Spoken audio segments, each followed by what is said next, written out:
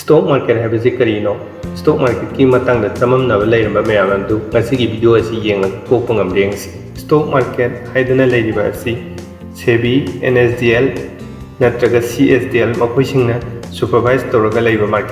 market असिदा company की share सिंग लेबा अमदि योनबगी transaction सिंग तौदोरिबन अदुदि येंगसी market असी कईगिदमक्ता सेमलमलिबना है मार्केट असी लेरमना अखोइना मार्केट ता पैसा इन्वेस्ट तौबा ngamलिबा करम मियोइसिंगना मार्केट ता इन्वेस्ट तौबा यागे हाबदो मार्केट की मरमदा नॉलेज फजना लेरबा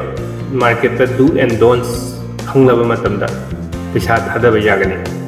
हाइरबा मियोइसिंगदु खतंगदना मार्केट चंगबा यागनी नत्रगदि मार्केट ता सुंग खंगदना चंगहलुबा तारगदि मदुना पैसा तानबगी मोहत्ता अखोइगी पुथुरिबा कैपिटल अदु मांगखिनबगी अचौ मचा अमसु ओय हाइरबा मफम असि अखोइना हेक्ता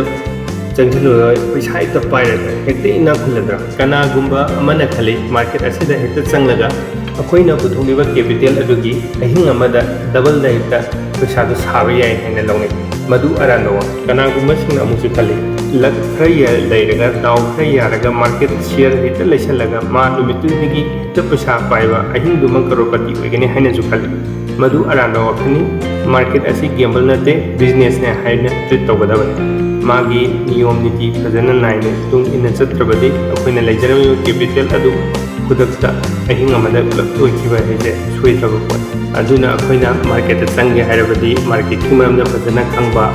मार्केट करी तौनी और करी तौरोइ हाइबजि फजना निथिजना या लेरबा मतुंगदा चंगलगदि मसी अखोइना याना लाइना इनकम अमा बेसिक इनकम अमा सेमबा यारबदि लंबी अमा ओइतोनि इसागी बिलेब लेतना मार्केट की मरम खंगदना कनागुम अमना हाइरगा हेक्ता तौबा अमना हाइरगना हेक्ता फैयेना खलगा चंगोरबा अदुसु मफम असिदा यादे मदुसु अखोइगी कैपिटल दु मंगाइगी अचौबा मचा अमो अरोइबदा वीडियो असिबु येंगिरबसिंगदा खंगनिंगबदि मार्केट असिदा माइ पाके हाइरबदि मार्केट की तौगदबा नियम चना कांगलोन कर्म क्या लेनी कमाइना तौगने हाइबा मतम चंगमा तारे हाइबा मियोइ सुंबिफेदना सक्सेस ओइगनि अदुदि नंतना मरम सुंग खंगदबिदा कनागुम अमना सि हाइरे कनागुम न सुमाइना तौ मार्केट की मरम सुंग खंगदना आई हेक्ता चंगोगा पैसा पाइरनी एना हेक चंगलुबा तारा हाइरिबा मिसकदो